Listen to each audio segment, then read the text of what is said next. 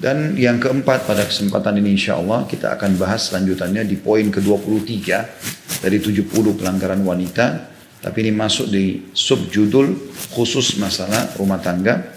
Di halaman 45 masalah tidak patuh kepada suami dan membantahnya dengan kuat. Mengeraskan suara di hadapannya. Mengingkari kebaikannya dan mengeluh ya, padanya atau mengeluh tentangnya ya. Baik karena suatu sebab maupun tanpa suatu sebab. Ini nanti akan kita rincikan insya Allah. Saya bacakan dulu.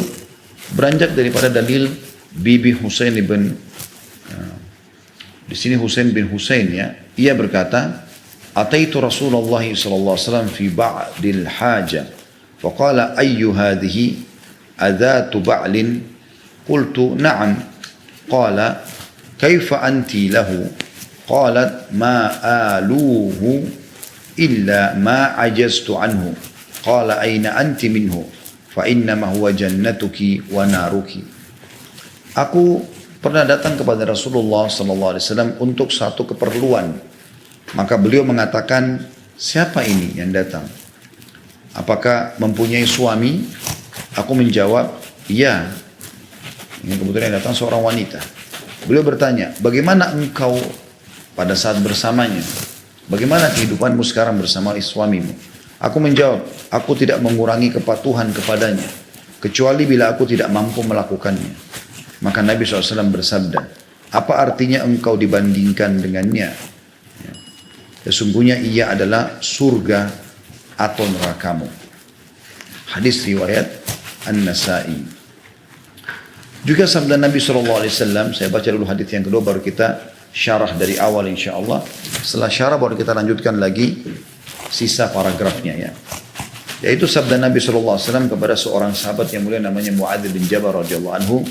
Lau kuntu amiran ahadan an yasjuda li ahadin la amartum ra'ata an tasjuda li zawjiha. Seandainya aku boleh memerintahkan seseorang bersujud kepada selain Allah, maka niscaya aku akan perintahkan agar wanita sujud kepada suaminya. Hadis riwayat Tirmidzi dan juga Ahmad. Baik teman-teman sekalian, terutama ibu-ibu, saudariku muslimah, semoga Allah selalu menjaga anda di atas ketaatannya dan juga menutup hidup anda dengan husnul khatimah. Patuh kepada suami ini adalah perintah Allah Subhanahu wa taala, bukan perintah saya dan bukan juga keinginan suami anda. Tetapi memang perintah dari Tuhan anda. Sebagaimana juga Tuhan anda menetapkan banyak peraturan-peraturan dalam hidup. Seperti misalnya sholat ya, di waktu lagi tidak haid dan tidak sholat di waktu sedang haid dan nifas. Itu kan peraturan. Anda harus tutup aurat. Ya. Anda harus izin kalau keluar sebelum menikah dengan orang tua. Nikah juga harus dengan izin wali. Juga pada saat menikah, ya, mencari dan patuh, mencari ridho dan patuh kepada suami. Ini bagian daripada syariat Allah Subhanahu wa taala.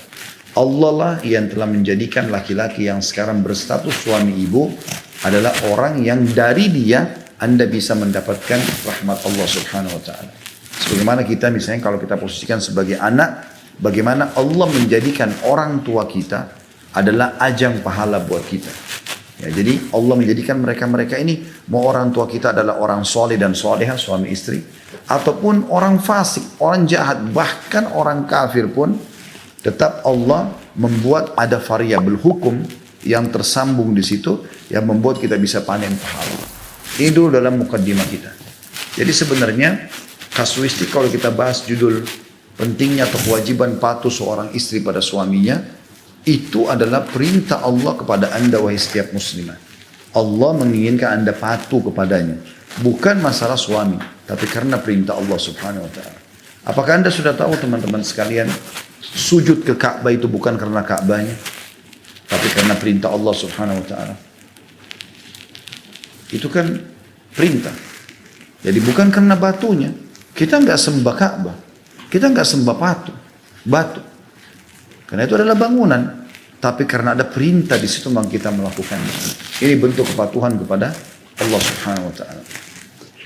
Setiap wanita, kalau dia belum menikah, maka kunci surganya di kedua orang tuanya, ibu dan ayahnya. Dan kalau dia sudah menikah, maka semua itu pindah kepada suaminya. Anda bisa bayangkan kita atau Anda seorang muslimah lahir dari sperma ayah Anda dan dari sel telur ibu Anda dan setengah mati mereka sebagai orang tua membesarkan Anda di rumah. Setelah itu Anda menikah, Allah memerintahkan semua bentuk kepatuhan pindah kepada suami. Suami orang asing, siapa dia? Bukan ayah, bukan kakak, bukan paman, bukan orang yang punya jasa dalam hidup. Baru akan memulai kehidupan. Sudah Allah tetapkan sebagai sebuah peraturan, Anda harus patuh dan mencari keridhaannya. Jadi memang Nabi SAW juga mengingatkan agar selalu kalau ingin mau menikah, baik Anda pribadi atau anak Anda atau saudari Anda atau teman Anda yang masih minta saran pun, misalnya untuk diberikan panduan, maka menikah dengan laki-laki yang saleh, yang layak untuk Anda berikan kepatuhan Anda itu. Wasiat Nabi SAW di dalam sebuah hadis yang sahih tentang perempuan tentunya dan walinya ayahnya ya, tapi fokus pada perempuan. Idza ja'akum man tardawna dinahu wa khuluquhu fazawwijuh illam taf'alu takun fitnatun fil ardi wa fasadun kabir. Kalau telah datang kepada kalian wahai para wanita dan walinya wanita atau ayahnya, laki-laki yang kalian ridhoi agama dan akhlaknya, nikahkanlah dia, terima lamarannya. Kalau tidak terjadi kerusakan di muka bumi. Kalau hanya cari ketampanannya, kekayaannya, Anda dapat, tapi Anda tidak akan dapat hal yang lain. Tapi kalau Anda menikah karena agamanya, maka akan aman semuanya. Kapan dia miskin, dia bisa bersabar dan mengajak Anda bersabar. Kapan dia kaya, maka dia pun akan memberikan yang terbaik. Itu sifat orang mukmin. Nah, dia tahu pada saat dia memberikan yang terbaik bagi istrinya, berarti dia juga menjalankan perintah Allah Subhanahu wa taala. Karena ini terjadi unsur timbal balik ya. Seorang istri bisa mengejar surga dari suaminya, seorang suami bisa mengejar surga dari istrinya. Bisa unsur timbal balik. Istri mengejar dari suaminya surga, suami mengejar dari istrinya surga. Kalau istri mengejar dengan kepatuhan dan mencari ridhonya, melayani semua kebutuhannya karena perintah Allah bukan karena dia, sehingga Anda tidak pernah jenuh. Dan seorang suami mengejar surga dari istrinya dengan memenuhi kebutuhannya, memberikan nafkah, makan, minum segala macam, tidak panen pahala di situ. Karena Nabi SAW menjadikan sedekah seorang suami kepada istrinya adalah pahala yang paling besar, gitu kan. Maka poin pertama yang harus garis bawahi adalah yang menyuruh Anda patuh di sini sebagai judul ceramah kita insya Allah adalah Tuhan Anda, Allah Subhanahu Wa Taala. Tidak usah lihat lagi siapa suami Anda, tapi apa perintah Allah pada dia, atau perintah Allah ya dari Anda kepada dia gitu. Seperti contoh yang terjadi pada saat Allah Subhanahu Wa Taala ciptakan Adam alaihissalam. Adam diciptakan dari tanah. Sebelumnya Adam ada malaikat dari cahaya. Mereka makhluk Allah yang tidak pernah bermaksiat kepada Allah. Sifatnya Allah sebutkan dalam surah Tahrim, surah nomor 66 ayat 6. La ya'sunallaha ma amarum wa yaf'aluna ma yu'marun. Surah Tahrim, surah nomor 66 ayat 6. Malaikat-malaikat itu di akhir surah Tahrim ayat 6 ini, mereka tidak pernah bermaksiat kepada Allah. Dan mereka selalu mengerjakan apa yang Allah titahkan. Itu luar biasa sifatnya. Jumlahnya miliaran. Ada jin, di antaranya iblis juga datang pada saat itu di situ. Naik ke langit, kemudian Allah SWT perintahkan seluruh malaikat dan siapapun ada di situ sujud kepada Adam. Maka semua sujud karena bentuk kepatuhan kepada Allah Subhanahu wa taala kecuali iblis. Di sini teman-teman, bukan sujud karena Adamnya atau bukan sujud karena menyembah Adam, bukan. Karena ada perintah Allah di situ. Semua malaikat yang sudah diciptakan sebelum Adam menerima itu. Karena patuh pada Tuhannya. Tanpa melihat Adam ini bahan bakunya dibuat dari mana, nggak perlu lihat itu. Kecuali iblis, kata Allah, illa iblis aba wastakbar. Kecuali iblis yang sombong. Allah ini sombong, kenapa? Waktu ditanya, ma mana'aka an tasjuda id amartu. Apa yang menolak kamu untuk sujud pada saat aku perintahkan, kata Allah. Ini perintahku, tidak usah lihat ini aku ciptakan. Maka dia mengatakan, ana khairum min, khalaqtani min nari wa khalaqtahu min tin. Saya lebih baik daripada dia. Karena kau ciptakan dia Allah dari tanah, saya dari api. Ini alasan saja. Jadi sebenarnya kita tidak perlu lihat, ya. Anda sebagai seorang istri sekarang tidak perlu lagi lihat sukunya suami dari mana, ya, jenjang pendidikannya atau apapun setelah Anda menikah, ya. Kita bicara setelah menikah. Kalau sudah jadi satu suami, tugas Anda sekarang adalah menghormati dia, melayani dia, mencari ridhonya, sampai Anda meninggal dan Anda mendapatkan surga Allah SWT. Puncak kemudahan mendapatkan pintu surga bagi wanita pada saat status istri. Dari suaminya. Seorang laki-laki yang pada saat dia menikah dengan Anda, langsung juga Allah bebankan kepada dia, harus dari hasil keringatnya, dia harus bekerja untuk memberi Anda makan, minum, pakaian, tempat tinggal, dan transportasi. Disingkat 5 ini dengan nafkah. Seorang suami, seorang istri bisa saja mengatakan begini, siapa laki-laki? Bukan ayah saya, bukan paman saya, bukan kakak saya, bukan adik saya, bukan siapa-siapa. Gitu. Terus tiba-tiba saya harus patuh pada dia. Anda bisa mengatakan itu. Tetapi yang perintahkan Allah Subhanahu wa Ta'ala. Anda disuruh memang pada saat jadi istri, memang memenuhi kebutuhan biologisnya, memenuhi makanan dan minumannya, menjaga rumahnya, mendidik anak-anaknya. Emang sudah begitu. Kita kan kalau menikah kita menjadi pabrik manusia. Maka disatukanlah dua individu ini manusia.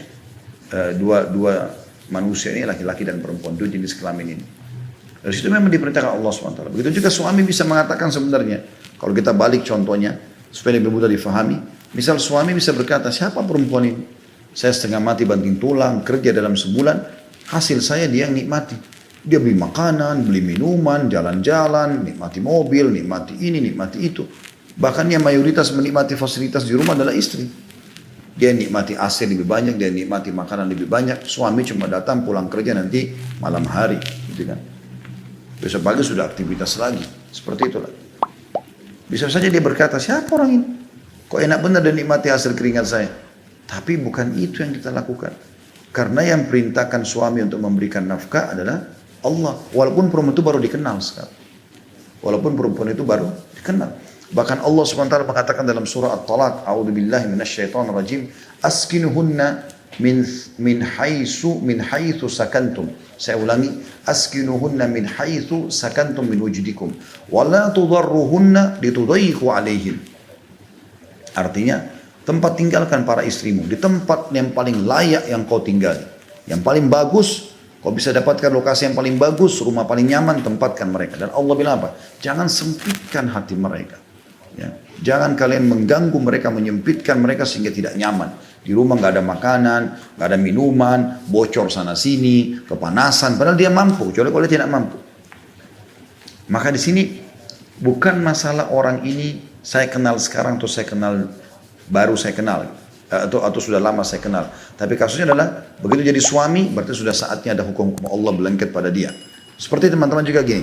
Kita begitu melahirkan anak, ibu-ibu punya anak lahir. Kita kan tidak bisa pilih saya mau laki-laki atau saya mau perempuan. Saya mau pilih matanya warna biru misalnya, rambutnya warna coklat. Kita nggak bisa pilih itu, lahir ya ini anakmu. Apa tugas kita? Terima itu. Mau cacat, mau sehat, mau gagah, mau cantik, mau jelek, pokoknya ini anakmu. Tugas kita dari Allah ada. Didik dia, besarkan dia, berikan makanan dan segala macam hal yang harus kita berikan kepada hak anak kita. Berikan nama yang baik, akikahkan dia dan seterusnya. Itu semua ada hak-hak anak-anak sebenarnya dalam bahasanya. Tapi seperti itu yang kita harus lakukan. Ya. Begitu juga kita sebagai anak begitu lahir. Ini orang tuamu, ini ibumu, ini ayahmu. Kita nggak bisa milih. Adakah orang di antara kita bisa milih teman-teman sekalian? Saya nggak mau ibu ini nggak bagus, jelek misalnya. Saya mau ibu yang cantik sana, nggak bisa. Saya mau ayah yang ini, saya nggak mau ayah yang itu karena ayah itu jelek, ayah ini gagah, nggak bisa. Ini ayahmu, ini ibumu, mau berpendidikan kan, mau tidak kah, mau mirip muka kita, mau enggak, pokoknya ini ayah ibumu harus bakti. Tugas kita berbuat baik sama mereka, kan gitu. Seperti itu kurang lebih gambarannya. Jadi harus difahami ini perintah Allah Subhanahu wa Ta'ala, teman-teman sekalian. Saya melihat kalau orang mau masuk jalan tol untuk menuju ke surga itu rumah tangga. Rumah tangga. Karena seorang suami bisa mengejar surga dari istri dan anaknya, dari orang tua, dari kerabatnya. Kan itu keluarga, rumah tangga. Seorang istri bisa mengejar surga dari suaminya, dari anaknya, dari orang tuanya, dari mertuanya, kan bisa begitu. Terutama yang terdekat sekarang. Suami dari istri sama anaknya, dan istri dari suami dan anak. Seperti itulah. Allah Subhanahu wa Ta'ala memudahkan itu. Apa kata Nabi SAW tentang wanita? istri manapun yang sholat 5 waktu, menjaga puasa Ramadan, alhamdulillah kita sekarang lagi puasa Ramadan, ibu sibuk dengan ini, dan mentaati suaminya, kecuali pada saat dia meninggal dia boleh memilih masuk dari 8 pintu surga yang dia inginkan. Dimudahkan oleh Allah Subhanahu wa Ta'ala. Begitu mudahnya. Istri manapun yang meninggal dunia sementara suaminya ridho, merasa kehilangan karena pelayanan yang luar biasa gitu, maka dijamin baginya surga. Jadi pada saat suaminya atau pada saat istrinya meninggal, suaminya merasa kehilangan sekali, ya, disitulah dijamin baginya surga, ya. Maka teman-teman sekalian, wahai para muslimah, karena judul kita berhubungan dengan tugas Anda tentunya, maka kita fokus ke masalah itu. Bagaimana Anda memahami tentang sifat ini, ya, keadaan ini. Suami Anda di rumah itu kemas baik-baik dia. Ini orang anggap tanda kutip ya, boneka yang Allah titipkan. Ini loh suamimu, aku yang nikahkan kamu. Layani dia, penuhi kebutuhan biologisnya.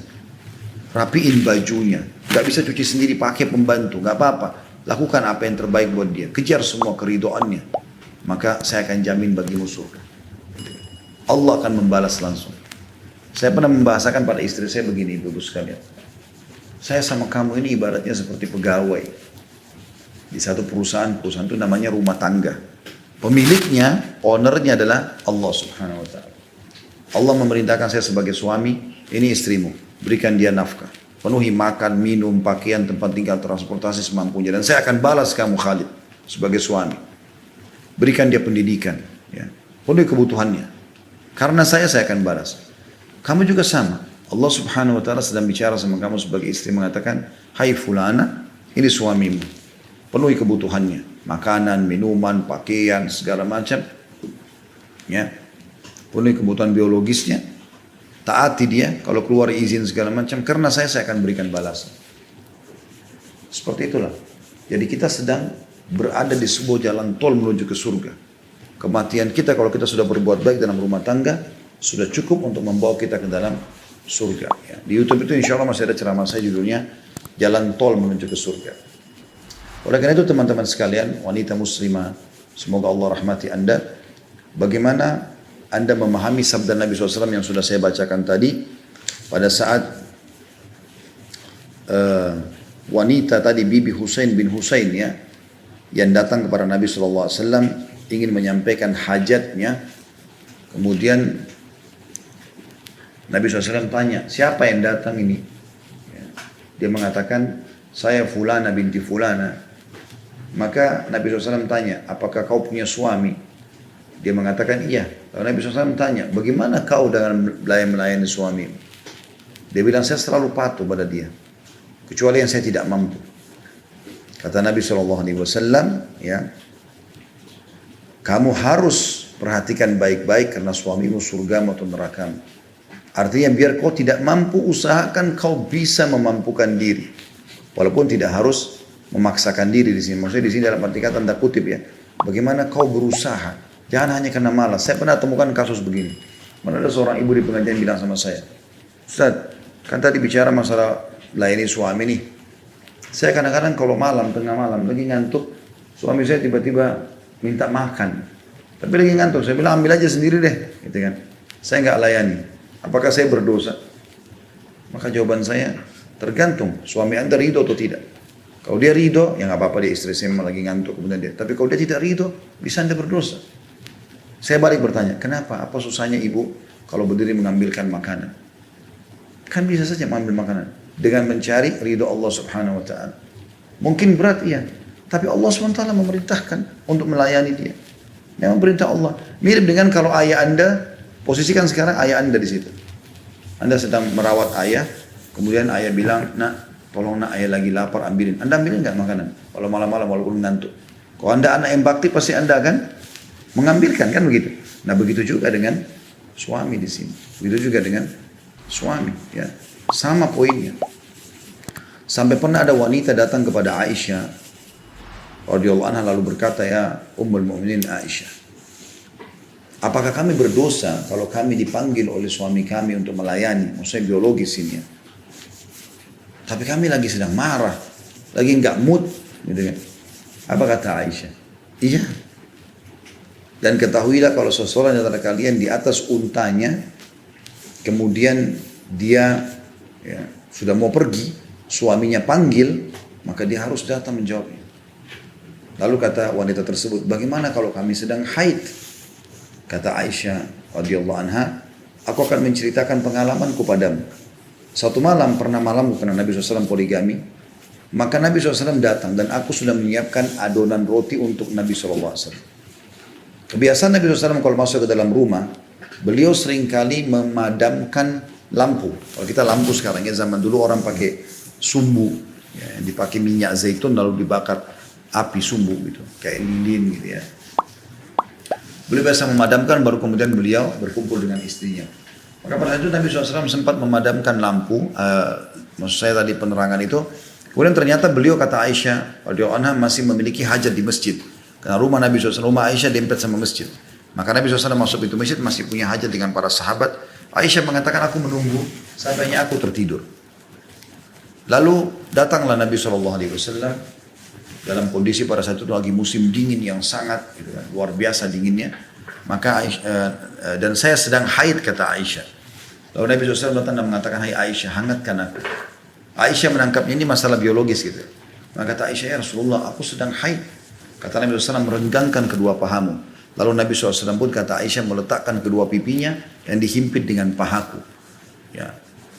Maksud daripada ini adalah interaksi suami istri dibolehkan pada saat sedang haid pun. Ya. Dan kita berbeda dengan kaum Yahudi, yang kalau istri mereka sedang haid, mereka pulangkan ke rumah mertuanya, gitu kan, atau orang tua si perempuan tersebut sampai selesai haid baru bisa kembali kumpul lagi. Kaum muslimin tidak begitu. Bahkan pernah Nabi SAW ditanya oleh seorang sahabat, ya Rasulullah, apa yang kami lakukan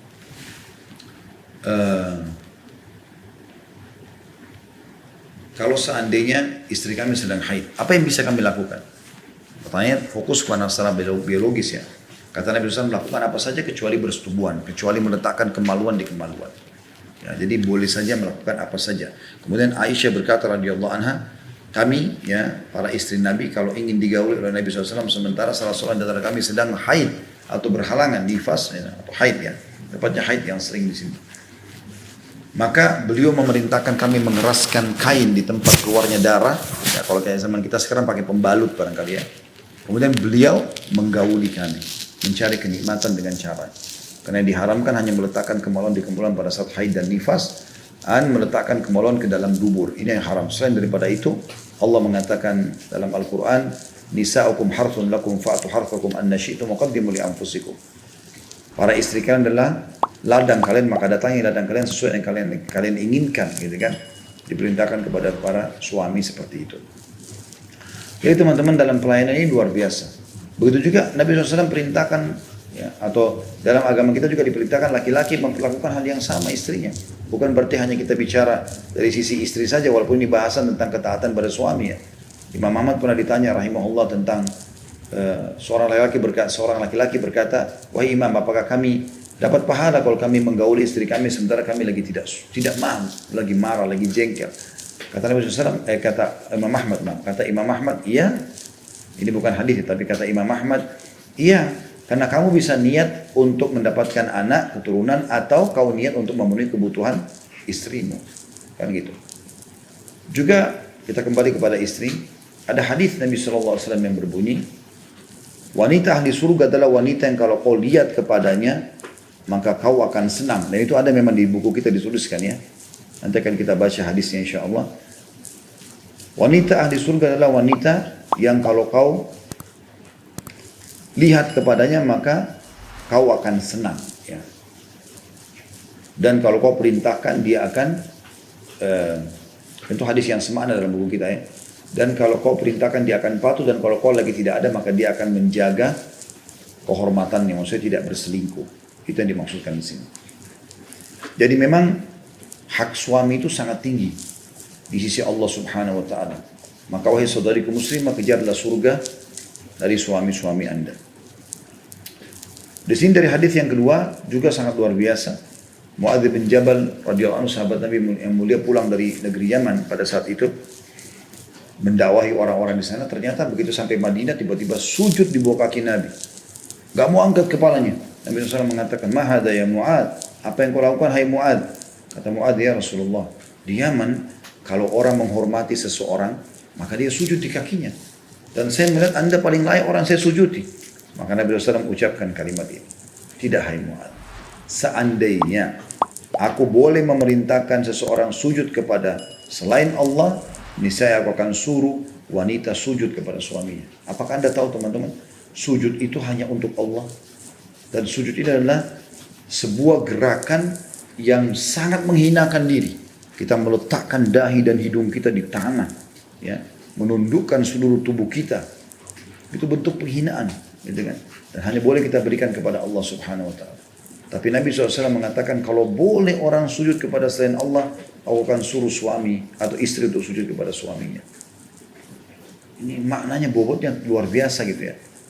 Kita baca selanjutnya supaya lebih jelas bahasan kita insya Allah. Hak suami terhadap istrinya sangat besar dan ketaatan kepadanya adalah wajib.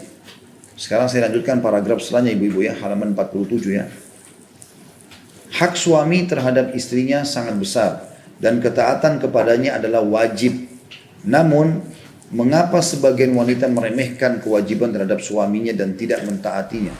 Bahkan terkadang ia tidur dalam keadaan suaminya tidak ridho kepadanya. Nabi SAW bersabda, hadits ini perlu direnungi baik-baik, selalu jadikan sebagai simbol hidupnya ibu ya. Thalathun la tujawidu salatuhum adhanahum. Al-abdul abiqu hatta yarji' wa imra'atun batat wa zawjuha 'alayha sakhit wa imamu qaumin wa hum lahu karihun. Ada 3 golongan yang salat mereka tidak melampaui telinga mereka. Jadi maksudnya tidak diangkat ke langit, tidak diterima oleh Allah SWT. Yaitu, betul ada riwayat yang berbunyi, ada 3 golongan yang tidak Allah terima amal wajib dan amal sunnahnya. Yang pertama adalah hamba sahaya yang melarikan diri dari tuannya hingga dia kembali. Itu ada bahasan sendiri ya. Hamba sahaya ini adalah orang-orang yang didapatkan dari peperangan atau pasar budak. Zaman dulu ada itu diperjualbelikan. Nah dia kalau sudah dimiliki oleh majikannya, dia nggak boleh sembarangan pergi meninggalkan majikannya, nggak boleh. Dia harus bersabar sampai nanti dia bisa tebus dirinya atau dia malah dibebaskan oleh majikannya, gitu kan?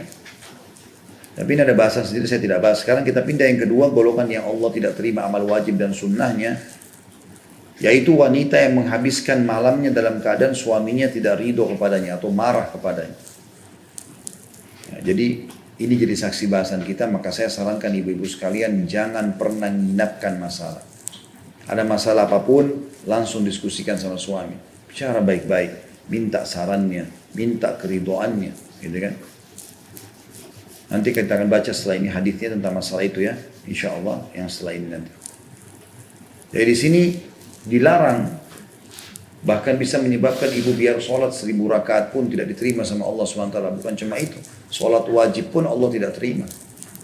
Allah nggak terima, gitu kan? Itu selama suaminya marah dan tertidur dalam kondisi marah itu.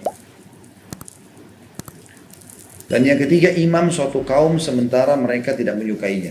Maksudnya imam sholat tapi orang-orang jadi makmum nggak suka, dia paksakan diri. Gitu. Kata penulis sebaliknya, Allah Subhanahu Wa Taala telah menyediakan pahala besar bagi wanita yang tidak tidur melainkan dalam keadaan suaminya ridho kepadanya. Bahkan meskipun dirinya telah dizalimi. Ini berat ini. Dia yang terzalimi, dia minta ridho suaminya. Nanti saya jelaskan itu, insya Allah. Dan suaminya yang salah mengenai haknya dan menzaliminya. Rasulullah SAW bersabda, "Ala ukhbirukum binisaikum min ahlil jannah, al-wadudul waludul a'ud." Ya, a'ud. Di sini dikatakan al-wadudul walud al-a'ud. Allati idza zulimat qalat hadhihi yadi fi yadik la adhuku gamdan hatta tarda. Maukah aku kabarkan kepada kalian, kata Nabi SAW, tentang wanita-wanita kalian yang termasuk ahli surga. Ini resepnya. Masuk surga, ini resep. Sudah bersuami, itu sudah kata kunci yang pertama. Selanjutnya kata Nabi SAW, yaitu yang penuh dengan kasih. Tahu kasih seperti apa ibu-ibu sekalian? Selalu prihatin, selalu merasa ingin berbagi, selalu mengasihani. Itu kasih. Dan kasih itu punya kelebihan. Kalau dia memberi, dia tidak mau balasan. Itu namanya orang yang berkasih. Kata Nabi SAW, yaitu yang penuh kasih, bukan cuma pengasih, ya, tapi penuh kasih. Selalu merasa kepeduliannya tinggi, perhatiannya tinggi. Jadi selain istri, dia juga ini yang kedua sifatnya. Yang ketiga, banyak anak. Ya. Banyak anak di sini maksudnya adalah memang suka memiliki anak. Dengan banyaknya anak, berarti maka bahkan banyak orang yang mendoakan dia, makan banyak generasi penerus dia. Karena kalau dia besar, anaknya mendoakan dia, bahkan dalam pelayanan dia harus, anak-anak harus mendahulukan ibunya kan gitu. Dan setiap kali dia melahirkan, kalau dia pun sampai meninggal dia mati syahid. Maka kata sebagian ulama berarti menandakan kalau dia sedang hamil dia mendapatkan pahala seperti mujahid kan gitu. Itu yang ketiga, dia menjadi seorang istri, tidak sebut dalam hadis ini, tapi ini kan harus istri dulu ya. Kemudian yang kedua, penuh dengan kasih, sudah saya jelaskan. Banyak anak yang ketiga. Yang keempat, kembali kepada suaminya. Apa kembali pada suami? Maksudnya apa ibu-ibu sekalian? Selalu suaminya yang didahulukan. Ayo kita keluar yuk, saya tanya suami saya dulu. Ayo kita begini yuk, saya tanya suami saya dulu. Terserah suami saya. Apa saja keputusannya saya setuju. Begitu. Ini Nabi sudah sebutkan wanita ahli surga. Begitu dia menikah, suaminya sudah selesai. Gak ada yang lain. Gak ada yang lain. Saya punya seorang teman. Beliau doktor di Universitas Imam di Riyadh. Sampai dia mohon sama saya mau nikah sama orang Indonesia waktu itu. Dia bilang, ya akhi, saya pulang dari Jakarta ke Riyadh 8 jam naik pesawat. Jakarta Riyadh 8 jam, tapi tujuannya rupanya orang ini yang suami istri orang Indonesia kebetulan duduk di sebelah dia, itu mau ke Jeddah, mau umroh.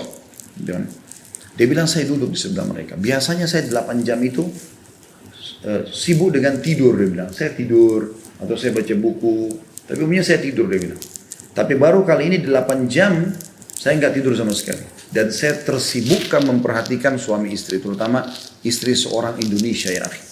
Terus saya tanya, emang kenapa? Apa yang terjadi? Dia bilang, saya begitu naik pesawat, langsung tertarik melihat perbuatan seorang ibu, dia bilang. Suaminya duduk.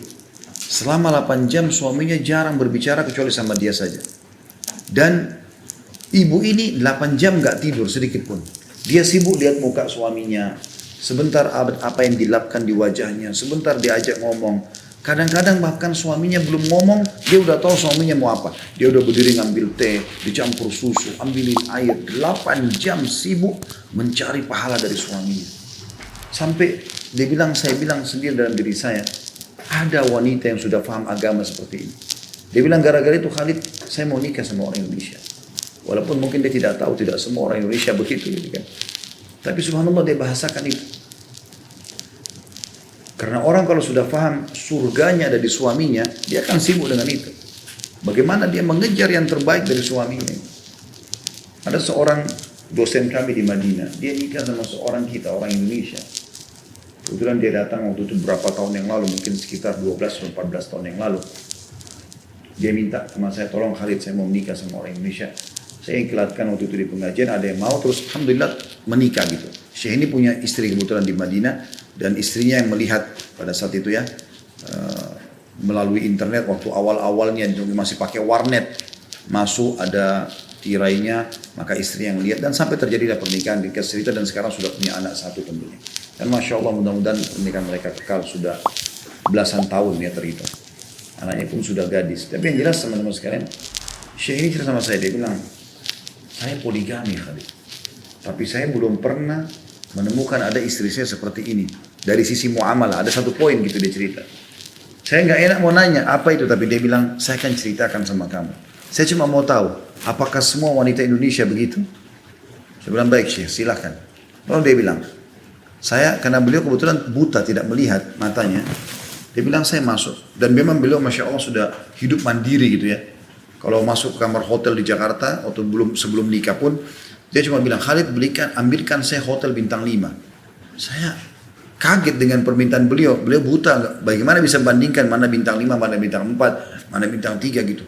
Tapi Allah SWT berikan beliau betul-betul firasat yang sangat kuat gitu. Saya bawa ke hotel bintang 5, dia bilang sama saya, pandu saya mana ranjangnya, dipegang ranjangnya. Oh ini bagus. Masukkan saya ke kamar mandi, diraba sama dia saja, bagus kamar mandi, mana posisi showernya, bagaimana klosetnya, dan selesai. Dan dia tahu gitu, AC-nya pun dan segala macam. Dan dia jarang sekali minta saya banyak temani di kamar. Saya ambil kamar di sebelahnya lalu saya temanin saja. Kalau mau makan, mau minum, mau sholat baru sama-sama gitu. Ya, orangnya memang sangat mandiri. Dan dia Masya Allah di Madinah tinggal di rumah, jalan sendiri, keluar sendiri, buta padahal gitu kan. Jarang sekali dipandu oleh orang-orang. Ini kan cerita teman-teman sekalian. Dia bilang saya masuk ke kamar mandi. Maaf saya ceritakan ini. Saya sengaja tidak sebutkan nama beliau supaya tidak perlu ditahu gitu kan. Karena cuma ambil ibrah dan pelajaran. Dia bilang saya masuk ke WC Khalid. Saya mau buang air. Tiba-tiba saya merasa ada orang di kamar mandi. Padahal di kamar hotel cuma saya sama istri saya. Yang orang Indonesia ini. Kemudian saya tanya. Apakah kamu itu? Dia bilang iya saya. Kata Syekh. Saya mohon jangan di sini gitu kan. Tidak apa-apa di luar saja, ini kan lagi buang air, mungkin ada bau yang tidak sedap. Tiba-tiba dia bilang wanita ini mengucapkan kalimat yang menanamkan cinta dalam hati saya, dia bilang. Tiba-tiba muncul. Dia mengatakan, tradisi kami, ya, suku kami di Indonesia, tentu mungkin bukan semua suku, sukunya beliau saja mungkin ya. Dia katakan, ini tradisi suku kami, kalau suami buang air besar, malah kami yang cebokin. Kata syekhnya, gak pernah terlintas di benak saya. Ya, padahal saya berpoligami dan berpikir ada wanita seperti ini. Maka saya mengatakan, terima kasih tapi saya belum terbiasa. Nanti kita bicara sebentar. Saya harap keluar saja dari kamar mandi. Keluar dah, tapi dia kagum dengan itu. Jadi ada memang orang subhanallah yang terdidik, suaminya itu segalanya bagi dia. Bagaimana dia mengejar surga dari situ gitu ya. Karena memang ajal terbatas kan, waktu terbatas, kita bisa meninggal setiap saat. Ibu kemas baik-baik suami yang hanya sebatas ajal sebentar. Teman-teman mungkin ibu pernah gak reuni sama teman-temannya ketemu SD kan? Saya pernah ketemu sama teman-teman SD saya. Kita seperti baru mengingat kembali, bahkan kebayang di depan saya itu kelas waktu SD di Makassar gitu kan. Oh ingat gak waktu di SD dulu, kamu duduk di sini ngomong segala macam. Kadang-kadang pulpen yang pernah kita perebutkan teringat semua gitu kan. Padahal itu cerita berapa tahun yang lalu.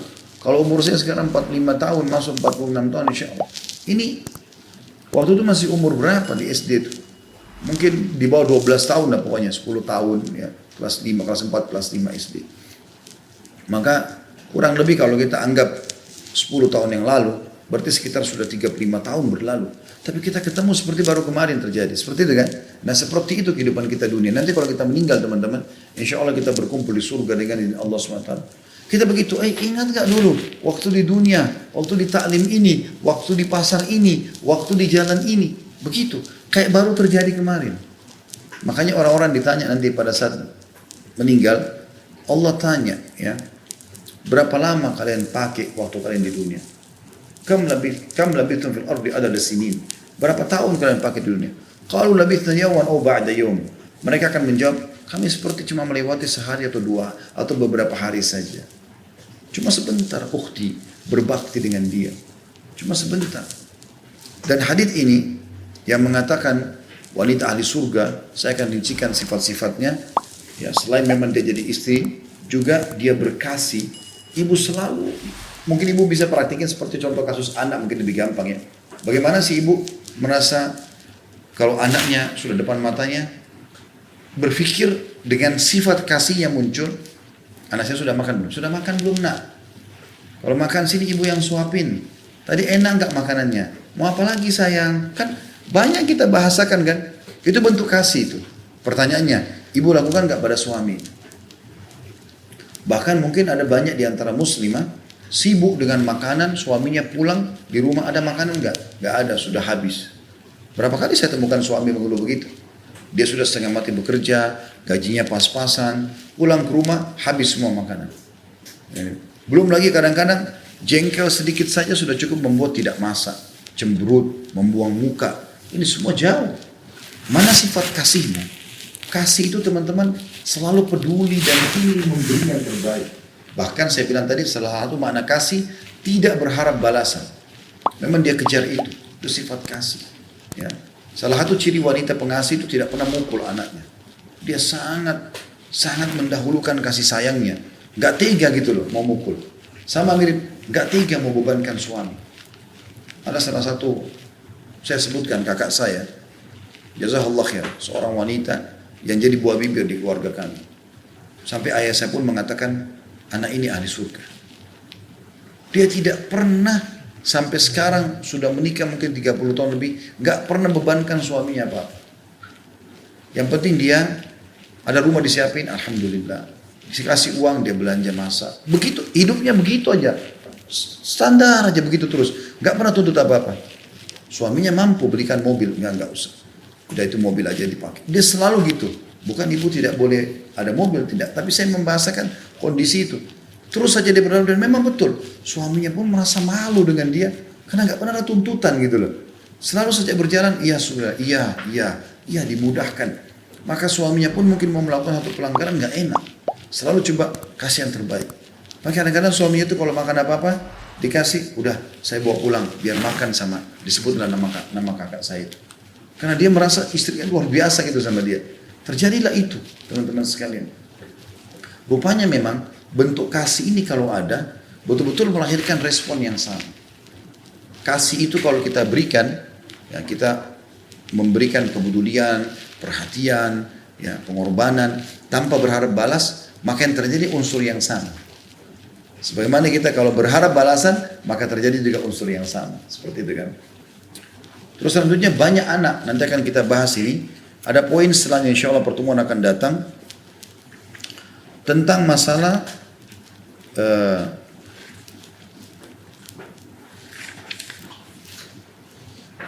wanita yang menyedikitkan kelahiran ya. Nanti akan kita bahas justru harusnya memiliki banyak keturunan gitu ya. Saya tidak terlalu fokus sekarang tapi akan datang insya Allah. Cuma saya katakan sekarang, ibu yang masih takut melahirkan, khawatir nanti badannya jadi gemrot lah, gendut lah, apalah, segala macam isu yang sering disebarkan. Maka terimalah berita gembira sebenarnya teman-teman sekalian. Bukan itu yang Anda khawatirkan. Badan bisa Anda olahraga, bisa kencang kembali dan segala macam. Istri saya kalau pas habis melahirkan, Masya Allah, Allah karunia saya banyak anak yang Allah amanahkan. Maka habis melahirkan, gimana nih badan saya? Terus saya bilang, silakan mau dirawat apa boleh. Tapi apa yang harus dipikirkan? Ya baru melahirkan gitu. Saya bilang coba pertemukan antara badan yang dirasa sekarang berat ini dan memang butuh proses dalam menurunkannya. Dengan ini baby, lihat bayi ini yang kita Allah karuniakan. Mukanya lucu, tangisannya pun menghibur, senyumannya, sedikit dia keluarin suara kita kayak luar biasa. Kayak diajak ngomong sama dia, padahal mungkin dia tidak ngomong gitu kan. Tidak ketemu antara mualnya, tidak ketemu dengan antara ngidamnya, tidak ketemu dengan antara apalah pengorbanan pada saat beberapa saat melahirkan dengan keluar manusia yang setiap lihat mukanya kita merasa tentram, bahagia. Saya saja sebagai laki-laki lihat anak saya merasa tentram sekali. Bagaimana dengan perempuan yang keluar dari rahimnya bayi itu? Belum lagi kalau sudah mulai ngomong, lucu, ngoceh, istri saya selalu tiap hari bahannya ini loh dikirimin cuplikan, dikirimin gambar. Jadi anak-anak sebuah hiburan. Belum lagi saya bilang ini masih belum. Kalau mereka besar, mereka akan berbakti sama kamu. Luar biasa. Mereka akan berbakti, memenuhi kebutuhan, memperhatikan, mendoakan, membangga-banggakan kita, bahkan juga membuat kita bangga. Kan begitu. Dan juga ada namanya peremajahan rahim. Allah Subhanahu wa taala tidak mungkin ibu-ibu sekalian membuat Anda melahirkan dan bukan suami. Kan bisa saja Allah buat suami istri dua-dua melahirkan, bisa saja. Kalau Allah mau, Allah buat istri melahirkan, suami melahirkan dari dua belah pihak gitu kan. Sehingga berimbang ini kan. Tapi enggak, Allah cuma kasih Anda perempuan. Maka Allah membuat ada siklus haid. Nah, siklus haid itu dalam pandangan ya spiritualnya itu sebenarnya dia sedang meremajakan rahim seorang wanita yang nanti akan jadi tempat manusia keluar. Puncak daripada peremajaan rahim yang juga akan menyebarkan peremajaan ke wajah, ke tubuh, ke kulit, ke mata, ke rambut adalah nifas. Justru pada saat Anda selesai melahirkan. Itu justru puncak peremajaan. Maaf, payudara Anda secara alami akan membesar, berisi dengan kantong ASI, dan itu adalah peremajaan. Kulit Anda akan terkelupas, rambut akan gugur, kemudian tumbuh yang baru semuanya. Itu kan terjadi. Anda akhirnya minum vitamin-vitamin untuk kesehatan bayi, juga otomatis untuk Anda sebagai ibu hamil. Anda akan minum susu. Ada sesuatu di situ. Allah titipkan anak, tapi Allah titipkan juga sesuatu pada Anda. Saya temukan, dan mungkin ibu-ibu juga bisa temukan nenek-nenek kita yang sudah tua-tua dulu ya. Saya temukan anak mereka 16. Itu ada satu kakak saya di Surabaya menikah dengan anak paling bungsu. Suami dulu adalah anak yang paling bungsu. Kalau saya tidak salah, bersaudara 12 atau 16 ya. Kalau hidup semua mungkin sekitar 16 atau 18 gitu. Yang hidup mungkin sekarang 12 kalau tidak salah. Saudara adik kakak. Itu Masya Allah, ibunya sama ayahnya, dua-duanya matanya terang. Ibunya terutama. Ayahnya meninggal duluan ayahnya. Jadi mertua kakak saya. Itu sampai kalau ibunya jalan sama kakak ipar kakak saya yang paling tua, dikira suami istri. Karena anak dia yang paling tua sudah putih semua rambutnya gitu. Beda-beda sekian tahun karena memang kan menikah muda. Tapi Masya Allah saya lihat sendiri matanya terang. Fisiknya kuat. Bahkan sampai kakak saya cerita, mertuanya itu sampai umur 60 tahun masih haid. Masih seperti subur gitu. Allah SWT berikan. Dan luar biasa pada saat terakhir, beliau sudah meninggal rahimahullah. Sebelum meninggal saya tahu sendiri, sedikit saja nggak enak badan, anaknya bolak-balik datang, yang ini bawain buahan, yang ini bawa ini, berlomba-lomba bawa ke rumah sakit, berlomba-lomba bergantikan bajunya, luar biasa. Allah berikan kebahagiaan. Dan ternyata fisiknya Allah berikan kekuatan. Terbalik orang yang menahan diri, tidak mau punya anak segala macam. Dia bisa sebenarnya, bukan mandul, tapi dia tidak mau, maka itu jadi masalah buat dia. Ya, itu jadi masalah buat dia.